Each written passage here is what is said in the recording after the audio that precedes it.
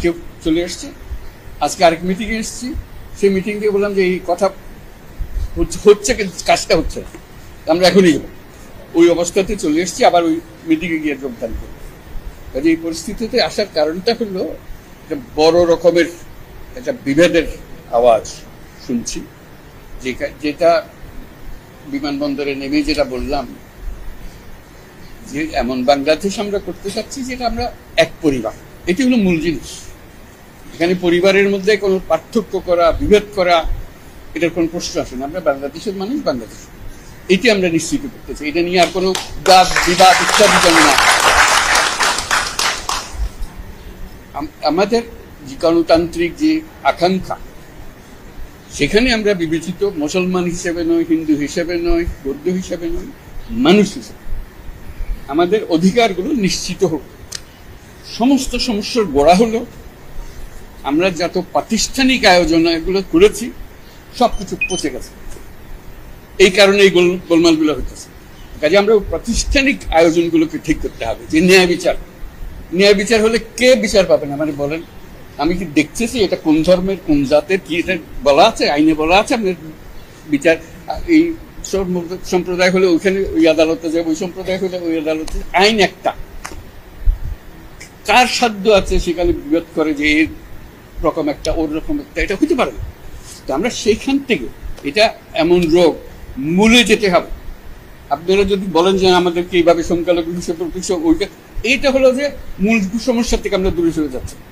আমাদেরকে বলতে হবে আমাদের গণতান্ত্রিক অধিকার প্রতিষ্ঠিত হবে, সেটা পেলে আমাদের বাক স্বাধীনতা প্রতিষ্ঠিত করতে হবে। যেগুলো আছে এগুলো করে আমরা নতুন কিছু দিতে, আমাদের হিউম্যান রাইটস প্রতিষ্ঠা করতে হবে, মানব অধিকার প্রতিষ্ঠা করতে হবে। এটাই হলো আমাদের মূল লক্ষ্য। আপনারা যদি টেনে টেনে নিয়ে আসেন আমি অমুক, আমি তমুক, আমি, এইটা আবার পুরানো খেলায় চলে গেল। এটা আপনাদের ওই স্বীকার করার জন্য যারা বসে আছে তারা এগুলো স্বীকার করবে। আপনারা বলেন যে আমি মানুষ, আমি বাংলাদেশের মানুষ, আমার সাংবিধানিক অধিকার এই, আমাকে দিতে হবে। সব সরকারের কাছে এটাই যাবেন, আর কিছু চাই না। আমরা, আমার সঙ্গে অনেকের পরিচয় আছে, আজকে নতুন পরিচয় নিয়ে আমাকে আজকে দেখেননি আপনারা। আমরা যখন শুরু করি আমাদের কাজ, গ্রামীণ ব্যাংকের কাজ, আমরা গরিব মেয়েদের নিয়ে কাজ শুরু করছি। এবং কেউ বলছে না মেয়েদের, মুসলমান মেয়ে যাওয়া না। আমি তো ভাই তরকারি হোক, তার টাকার দরকার আছে, তারা টাকা দিলে সে দুটো মুরগি কিনবে, ডিম পারবে, দুটা খেতে পারবে। পাশের পাড়া হলো হিন্দু পাড়া, কেউ বলছে আপনি হিন্দু পাড়ায় যাবেন, মানে না, কেউ তো যায় না হিন্দু পাড়ায়, আপনি কেন যাবেন? আমি তো হিন্দু পাড়ার জন্য আসলে মুসলমান পাড়ার জন্য, গরিব মেয়ের জন্য এসছি। আপনি শুনবেন না আমাদের ইতিহাসে, গ্রামীণ ব্যাংকের ইতিহাসে, যে আমরা এটা হিন্দু পাড়া বলে বাদ দিয়ে গেছি, ও মুসলমান পাড়াতে যাবে, হয় না। কোনো একসঙ্গে গেছি, একভাবে গেছি। বরং ওরা বলছে যে মুসলমান আসছে, আমাদের কি করতে হবে, কি একটু দূরে থাকতে হবে। আমার ভাই, আমাদের জন্য দূরে থাকতে হবে না। আপনার সঙ্গে যে কথা, এটা কথাবার্তা সোজাসুজি, মুসলমান মেয়েদেরও কথা বলছি, ওদেরও বলছি, ভাই আপনি ঘুমটা দিয়ে যাইয়েন না, আমাদের কথাটা শুনে।